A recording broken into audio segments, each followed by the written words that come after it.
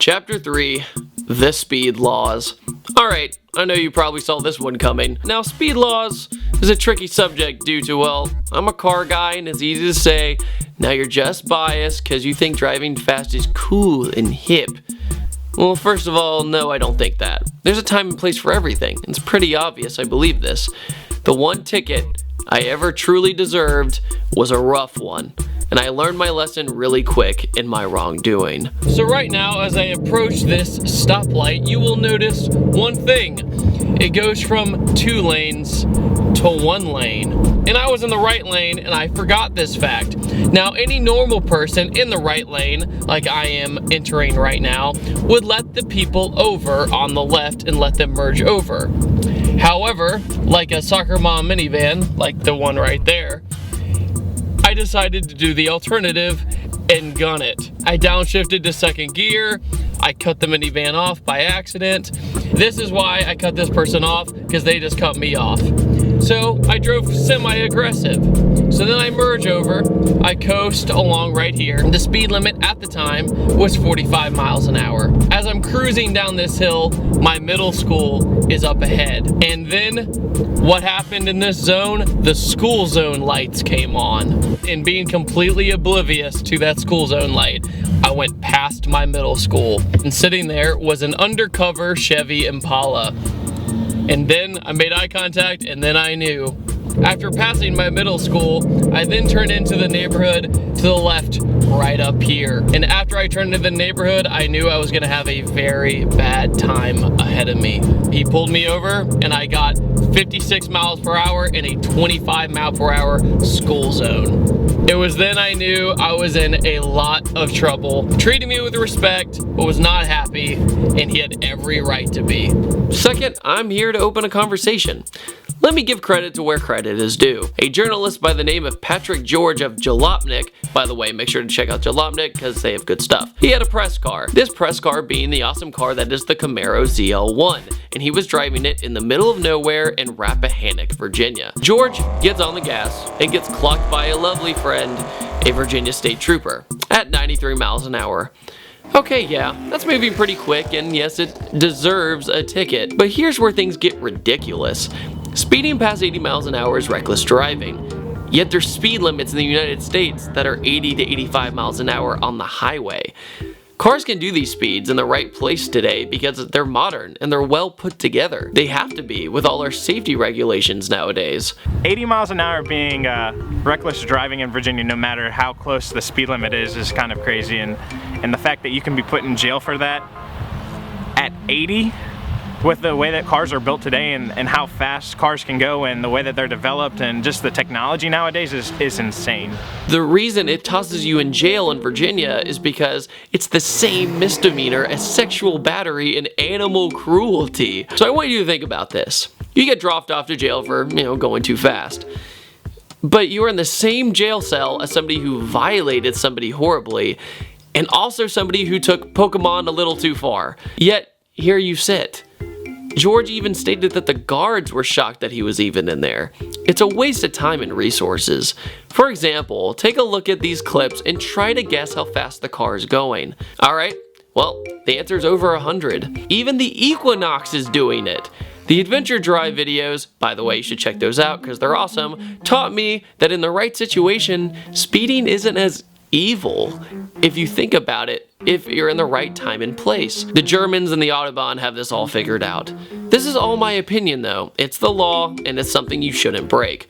However, it puts in perspective when you are driving on the highway and you might find yourself going 80 miles an hour and realizing this will throw me in jail? And it's laughably silly with our modern tech. Shoot, even when you get on the highway, hardly anybody goes the speed limit, and it doesn't really affect anything. Now, there's a huge amount of controversy nowadays with the police, how they treat suspects, blah blah blah.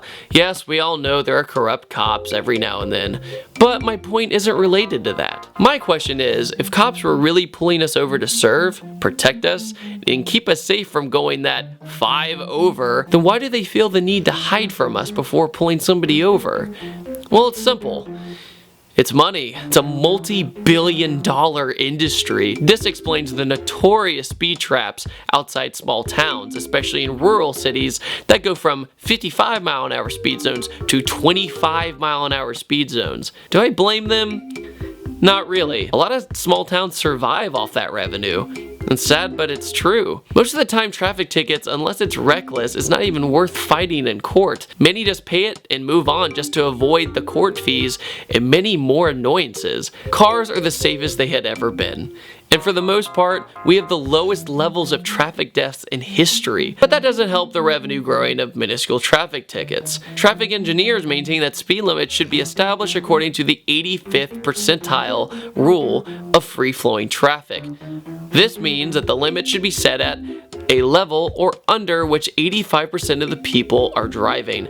Numerous other studies have shown that the 85th percentile is the safest possible level at which to set a speed limit. There's other things like the Solomon curve that talk about speed in relation to crashes, and also that with some people in the country obeying the speed limit, and the others where it feels safe and comfortable while ignoring the speed limit, is a recipe for disaster. Inconsistent speed causes accidents. Reasonable speed limits help traffic to flow at a safer, more uniform pace. An 18-month study following an increase in the speed limit along the New York Thruway from 55 to 65 miles an hour determined that the average speed of traffic, 68 miles an hour, remained the same. Even a national study conducted by Federal Highway Administration also concluded that raising or lowering the speed limit had practically no effect on actual travel speeds. Well, what about fuel economy?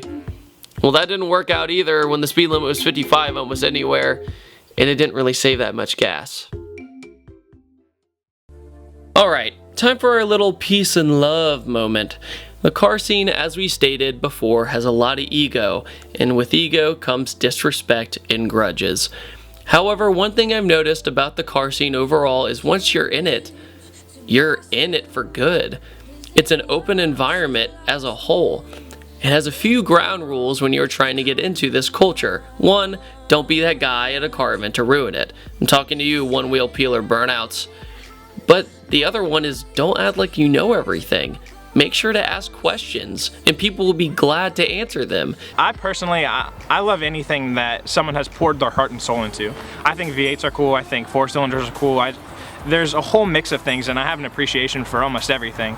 But yeah. If you go around acting like you know everything when you actually don't, it will stab you in the back later because there's always somebody out there that knows more than you do. That applies to pretty much everything in life, not just cars. Be true to yourself. Be honest. Love the car life and have respect, and people will love you right back in return. Don't be one of those people just to build their car to show off. Have a car that you love personally. Build a car that you love personally, and don't care about what other people say. One of the most common issues in the car culture is people being so judgmental and seeing a project that they feel the need to go up to the owner's face and tell them how horrible it is in their eyes. When you're at a meet, I mean, you'll have the guys who like Mustangs, and they're all like Mustangs, oh look at the Honda, and then I'm like at the same time like, I have a German car, but I still love Hondas, and I still love V8s and Mustangs and Corvettes and that kind of thing. So for me, I'm just have to be like, okay, I get where you're coming from, but at the same time, I'm like, but those are really cool too. Well, guess what? That owner doesn't care about what you think because it's their car.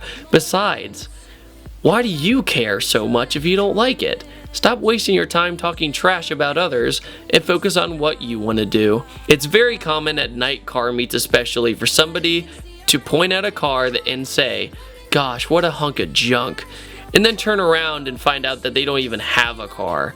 In other words, they had no room to talk. To those people, I love you, but shut your mouth. Have an open mind, enjoy your cars, and enjoy this life. I'm David Patterson, and thank you for watching. Don't forget to subscribe, and have a fantastic day.